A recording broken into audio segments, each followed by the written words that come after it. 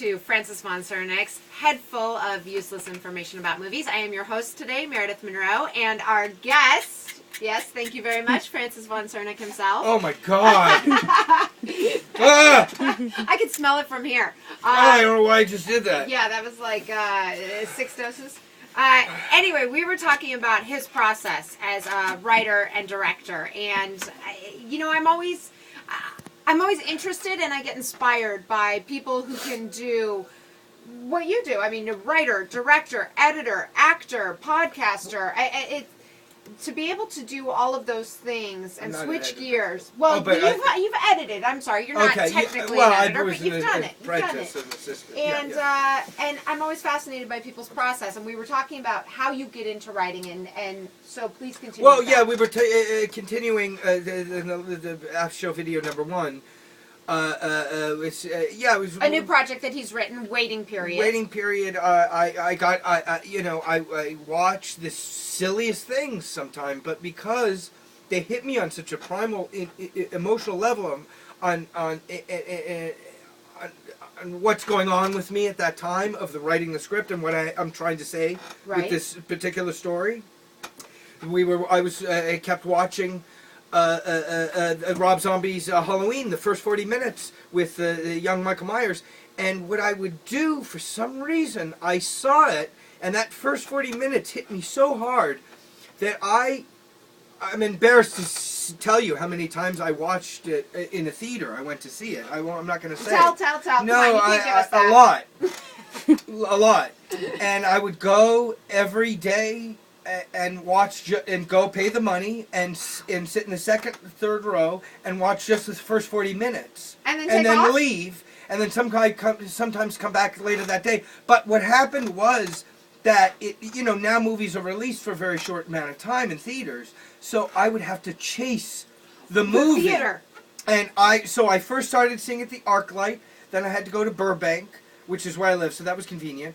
And then, little by little, it got smaller movie theaters, and I ended up in, like, this weird theater on Topanga in the valley, in the North Valley somewhere with gang members. Oh, jeez. But I would go and sit and watch this movie because I needed something. I needed something in that movie to write this script, to write Waiting Period. I don't know why. You just hit on something that I wanted to know. You said whatever you're going through in your life, what you want to tell it as a story at that point.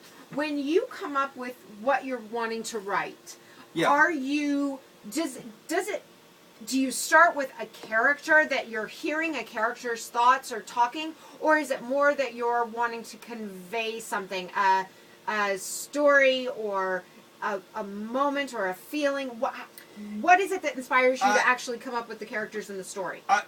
Me, not that anybody cares about this. Yeah. But I try to think of what is my issue right now. Okay. What's going on with me? What's my biggest issue that I'm dealing with right now that I have to work out? Wow. And then I come out, I figure, because, like, I'm not gay, but if I was gay, then maybe I would write about being in the closet and then coming out to my parents. But I don't think many people want to see that movie. Right. So I try to think of metaphor for that. Okay. So a waiting period, for example, is how I feel about myself, and my relationship with myself, and my for lack of a better phrase, inner child. Okay. I have issues with that. Okay. And not so much anymore because I wrote the script, and when I make the movie, now I'll be next, and I'll write something else. But I have to make the movie now. It's only therapy. It's therapeutic. And so I think of a metaphor. Okay. Because nobody wants to see it, but I'm dealing with the issues about inner child. Who wants to watch that movie? Nobody. Right. So I try to think of like a hook. All right. On a metaphor for that. Awesome. And in this case, it's a guy that decides to kill himself. He goes to buy a gun. The guy says there's a waiting period, so it's what can happen in that time. He tries to help this little tiny kid. Oh. And so that's what happens. And I think of a metaphor, and then I think of me, and I try to write like an exaggerated version of me. And it's interesting because they always say, write what you know.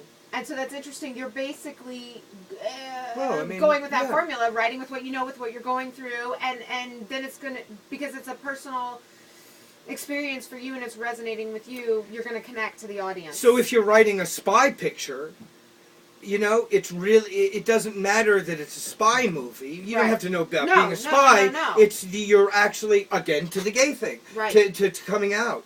Then if you writing that story through metaphor, you say, okay, well, guy's undercover agent, and he nobody knows the real him, yeah. and you're really writing about that. People think they're watching a spy movie, Right. but they connect with it. They don't know why, because it's a very personal movie, That's and great. it's about your struggle and everything. That's great. So that's what I do. I don't know if that's what you should do. No, But hey, that, I don't that's, think there. I don't that's think what there I. is. Yeah, I don't think there's I don't anything think there's you a should do. should Just or a right or a me. wrong. Yeah, I think yeah, it's, you know, what we talked about yesterday and a little bit in the show Yeah. is, you know, you got to go with your own train.